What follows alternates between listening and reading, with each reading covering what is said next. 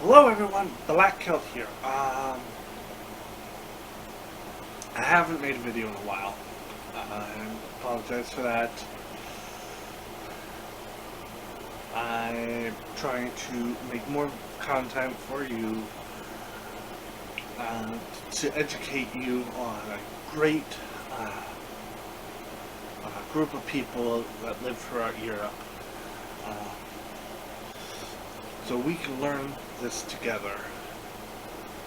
Also, I'm not just trying to study the Celt, I'm trying to become a Celt. Now, that doesn't mean I'm going to go raid and kill people. Not to mistaken raid and you know, pillage as Vikings, because the Celts did that too. Not as much, but they did do it. So, but today we're going to talk about Cornwall and a brief history and basics of the country or county of Cornwall. We're going to talk about a brief history and a brief and a little bit of the language there,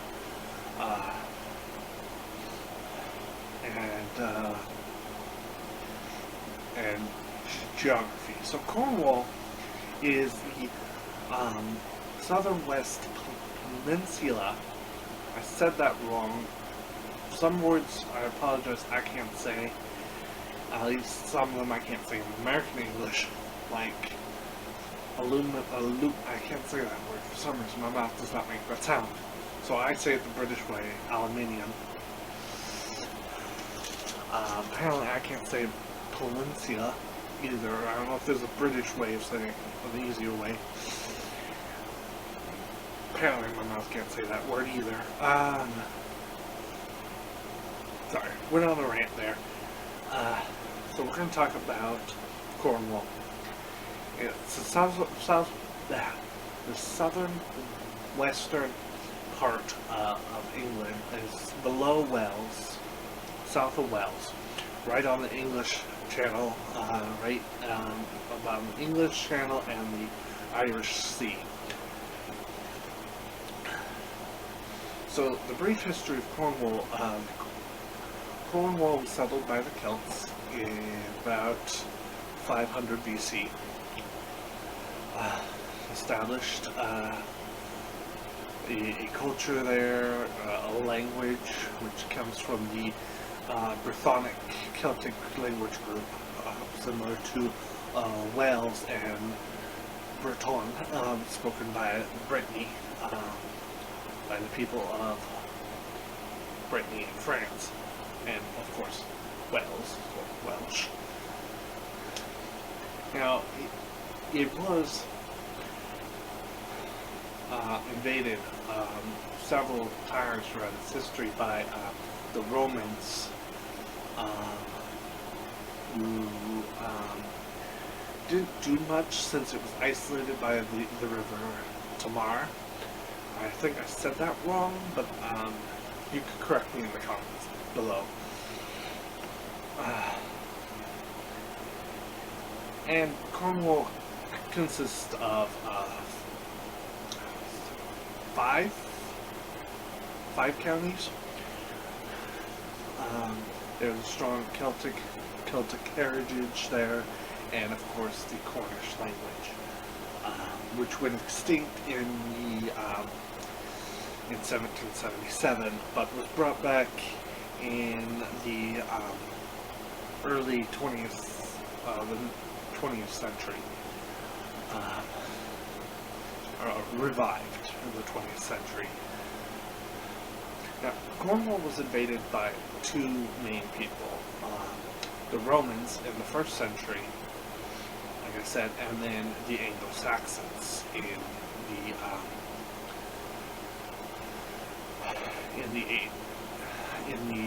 9th century. It was invaded, and the Saxons went to the land, and forced the people to try to speak English, which they were reluctant to do. But over time, by the 14th century, English was dominant, and by 1777, Cornish went extinct as a language. Now the area of Cornwall became part of England in the mid 19th century, and it still remains today. There is speak of independence from Britain, from the UK, which I think if, all of them leave, then what's left? England. Sorry. Northern Ireland is most likely about like 90% or 80, I'd say 85% probability of it reunifying with Ireland. Scotland wants its independence. I would say that's more of a 60-40. And then Wales, which I'm not sure, they were talking about Wales. If Scotland's leaving, why not Wales? And so, which I'm for, pro-Celtic.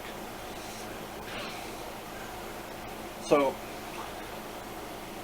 another important thing, believed in the 6th century, the great legend of knights and a round table and a sword in a stone, King Arthur is Cornish.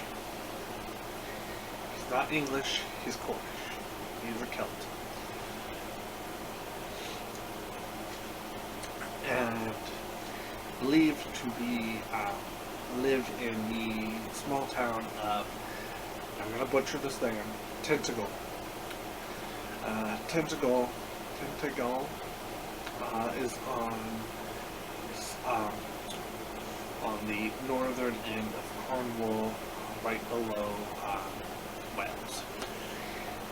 There's a castle there. They have a tourist thing, Camelot Castle, which was made as a hotel and a tourist destination. But the actual ruins of the Tintagel Castle sits on a cliff. Video, shut up.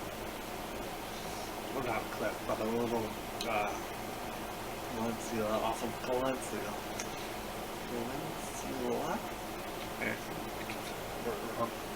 And right below the castle is a cave called Merlin's Cave, where Merlin did his magic, which would be awesome if he was actually real, or if he was actually a real sorcerer. Everybody knows the story of King Arthur. If you don't, I'll give you a brief talk about it. King Arthur was the son of Uther Pendragon, but given to King Arthur after he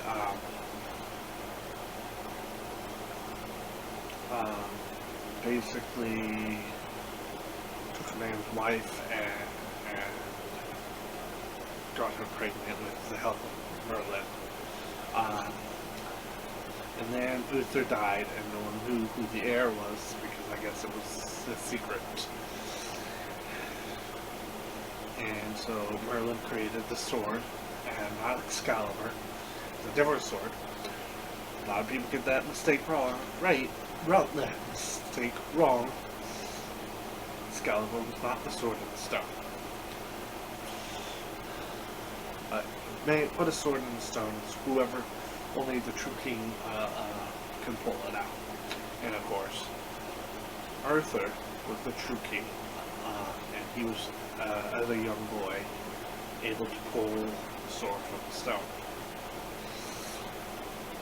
and he was crowned king. And he believed fairness and equality, and created a round table where all his knights, his most loyal knights, all sat at, where they would treat the people fairly and with respect. And where the sword and scabbard comes from is actually the Lady of the Lake. The story goes that Arthur was fighting the Black Knight, and in the fight, the sword that he pulled from the stone broke, and he needed a new sword. And Merlin told him about the sword of the Lady of the Lake, a magical sword with great power, which he pulled from the Lady of the Lake. And then he reigned for a while until Mordred, Arthur's son, killed him. Basically, kind of not like this song, you raise your son right, he's just gonna kill you. Killed you and was buried in Albion. So that's the basic of King Arthur, the Cornish king, or the king of Camelot. And like all the rest of the Celts, they were ruled by the Druids until Christianity came along. Or they weren't ruled by the Druids, but that was their religion, Druids, who we'll discuss in another video. But, so if you like this content, please hit me a like, smash a comment, tell me how I can do better, how I can make better content,